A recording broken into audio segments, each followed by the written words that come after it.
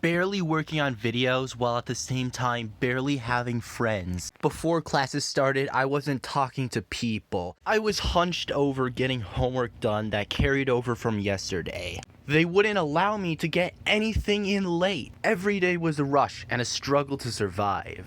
Sacrificing my YouTube channel, taking months to upload. And I was still struggling even after all this. It's when I knew things had to change. This is an algebra review I did years ago. I don't even recognize my own homework anymore. And this is a worksheet from that same class. It looks like an ice cream lane to hell. Years later, after hundreds of lessons learned, this is what they look like today.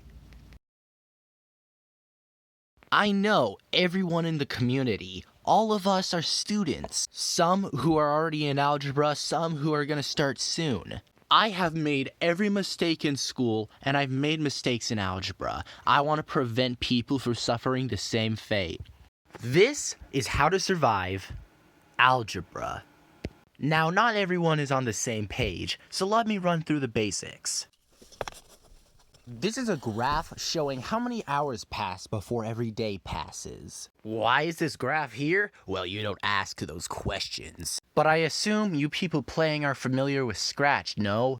If you ever try to move at all, you know that going left to right is represented by X, and the coordinates for going up and down are represented by Y. In the previous graph, days were in the place of Y and hours were in the place of X. Now remove the hours and days and hours, and you get Y equals 24X. This is Y equals X. And if you add plus 1, then it moves up 1 and it intersects the graph not at 0, 0, but right here. Let's say we added a 2.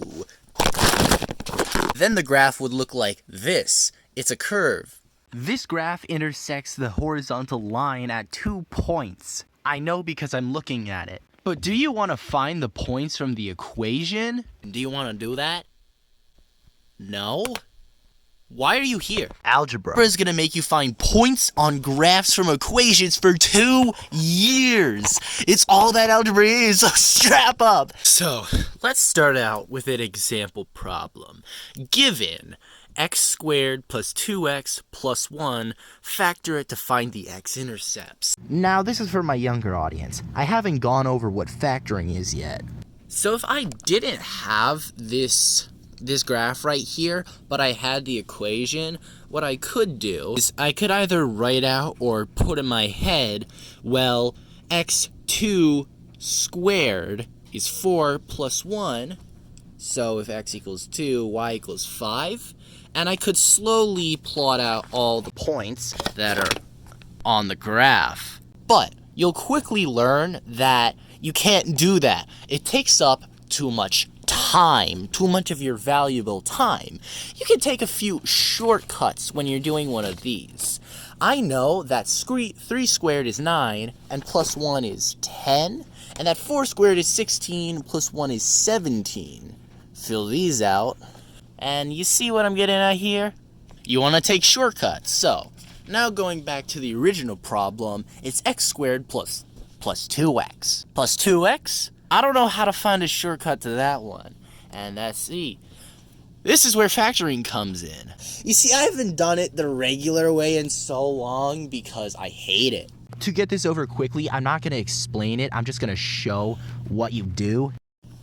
We multiply x squared and plus 1. And then that. What multiplies to x squared plus this and adds up to this, it's going to be magic. Look, we have x and x if they times together, x squared, 1 times x is x, same here, and 1 times 1 is 1. So I didn't explain how it worked because some people don't know who are watching this video, but some people are so past this that like it would be boring if I explained it to them. You see, I quickly corrected myself. Yes, factoring, some of my audience already knows how to do it. It's why this isn't exactly a teaching algebra video. I just want you to recognize the problems.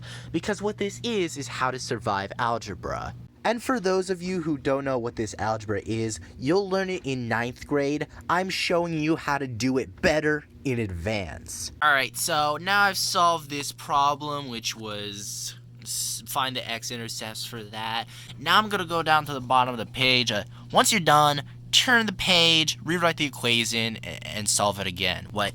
Do this entire problem again? Okay, don't ask questions. Yeah, don't ask questions, just do it. But you may be asking, well, why am I doing this exact same problem again? It is a moral. Someone once told me that algebra does have a lot of work, but then they talked about how much of it actually matters. Before I tell you what he said, look up at the text and then look back at the background. That's me solving the problem again, but the last time I solved it, it had cuts. This one is live.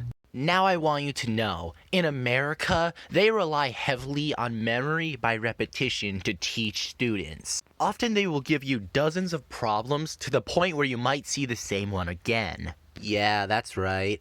And what the wise person said is that most of the work you get in algebra is busy work. It's just meant to keep you busy and not learning. This is why I showed you all that I did.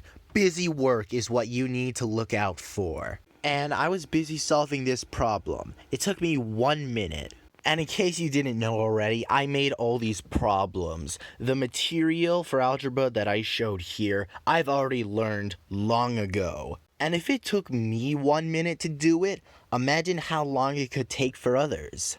Okay, so that was, that made me tired. Alright, now I'm gonna go down to the bottom of the page. Now do it over a third time. What? No longer can this keep continuing.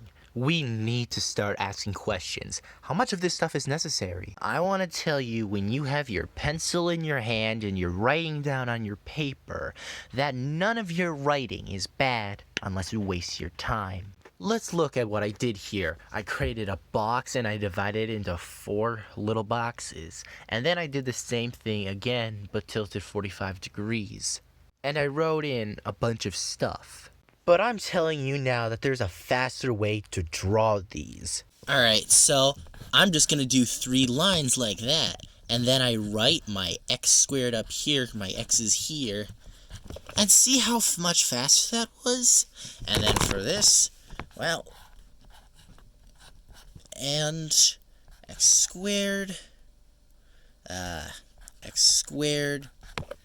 let me do that real quick, and then it's faster because I write less.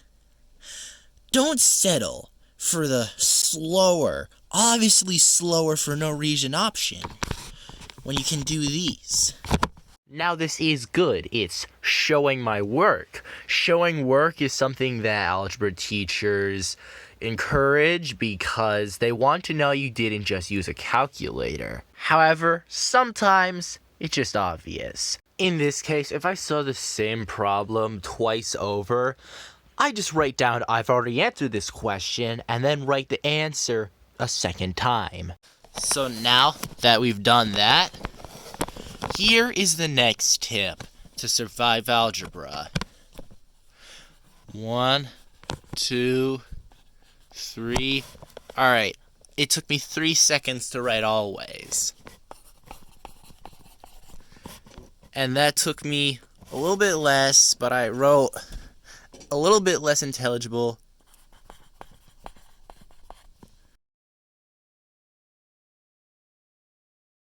There's 2 types of time that you spend on algebra homework. The necessary time and the time you wish you hadn't. You really just have to stop caring about how your algebra homework looks. Because unless you plan showing your algebra homework to your English teacher, this is the easiest way out. Let's talk about showing your work. You might get some points taken off if you don't show enough work, but generally, showing just a few in-between steps can get you what you want. And if it doesn't, well, you'll be able to still turn in your assignment if you're able to get it done in a quarter of the time. You'd probably still get 80% or something, which might sound good to some of you. A lot of the people who are failing in my school, They just don't want to do all of it. Which, some of them I can't blame them for. Algebra sucks, but for most people, this will come with criticism from your parents and lots of stress, which you need to avoid. So, here would be the full work for solving this problem. To solve for x and y using these two equations. Right, so times 2. Notice how I put parentheses and times the equation, rather than writing times 2 on each side. I then drop arrows down to show the products, the results of the multiplication. Oh no, I forgot something. Alright. So, now I see I can... Right now, I am trying to isolate y so that I can solve for it easier. To accomplish this, I subtract 5x from this equation.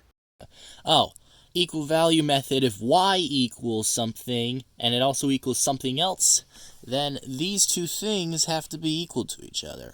Now watch, as I do something that I shouldn't. Equal.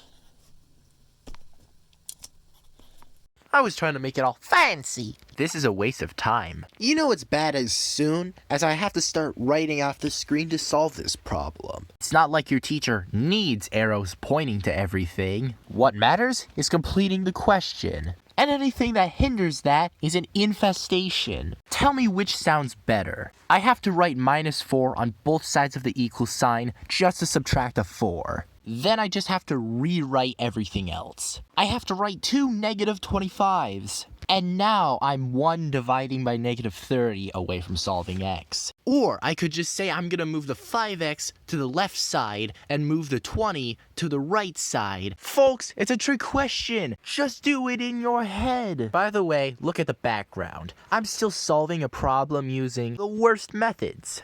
No more mindless work. This time, I'm gonna solve the problem, and I'm gonna solve it efficiently.